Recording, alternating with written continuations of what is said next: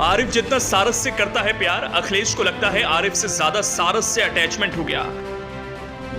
अखिलेश ने जब सुनी भूखे प्यासे सारस की बात, आरिफ के साथ दौड़े चले आए कानपुर। अखिलेश ने योगी को बताया, अगर ऐसा करेंगे तो सारस आरिफ को याद तो रखेगा लेकिन भूख हड़ताल नहीं करेगा।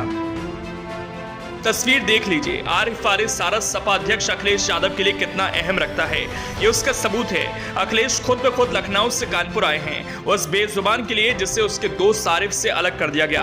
वो भूखा है, 40 घंटे से खाना नहीं खा रहा।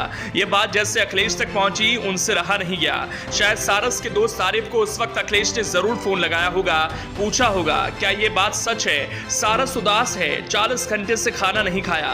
तब शायद आरिफ ने कहा, हाँ भैया ऐसा ही है, उसकी भूख मर सी गई है, वो किसी भी कीमत पर मेरे साथ रहना चाहता है। ये संवाद हुआ होगा या नहीं, लेकिन बात तो अखिलेश और आरिफ के बीच कुछ ऐसी ही हुई होगी। तभी तो अखिलेश और आरिफ दोनों ही कानपुर प्राणी उद्यान में हैं।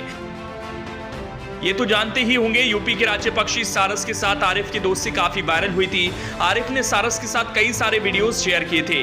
दोस्ती सोशल मीडिया पर वायरल हुई। अखिलेश मिलने पहुंच गए, बात बढ़ी, वन विभाग ने एक्शन लिया। सारस को कब्जे में लेकर कानपुर चिड़ियाघर में छोड़ दिया गया। अब सपा नेता अखिलेश यादव ने सारस से मुलाकात की है। आरिफ के दोस्त सारस से मिलने के लिए अखिलेश 28 मार्च को कानपुर प्राणी उद्यान पहुंचे।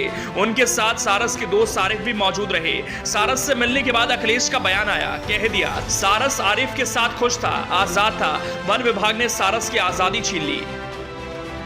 यहाँ के विभाग के लोगों ने क्योंकि क्वारंटीन किया है सारस, इसलिए मौके पर नहीं दिखा सकते थे। उन्होंने सीसीटीवी लगा करके और टीवी के माध्यम से हम लोगों को दिखाया है।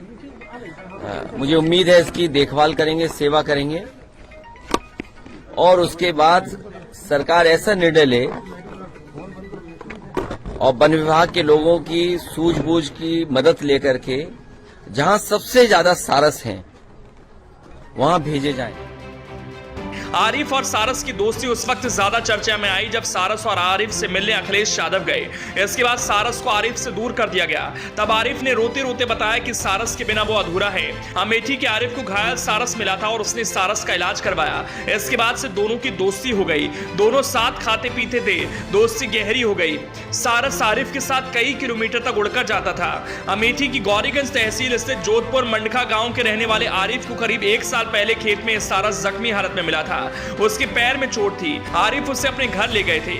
उन्होंने घर पर ही उसका इलाज किया। आरिफ ने पक्षी का काफी ख्याल रखा, घर का बना खाना खिलाया। इस तरह दोनों के बीच दोस्ती हो गई। चोट ठीक होने के बाद उन्होंने सारस को आजाद कर दिया, लेकिन सारस को आरिफ का साथ पसंद आ गया था। दिन में सारस उड़कर जंगल और खेतों में चला जाता था और शाम होने पर वापस उनके घर आ जाता था। ये कहानी लोगों के बीच आई तो आरिफ और सारस दोनों की चर्चा होने लगी। लेकिन 21 मार्च को वन विभाग के अधिकारियों ने आरिफ से सारस को ले लिया। फिर वो उसे समसपुर पक्षी विहार ले गए। उसके बाद खबर आई कि सारस गायब हो गया।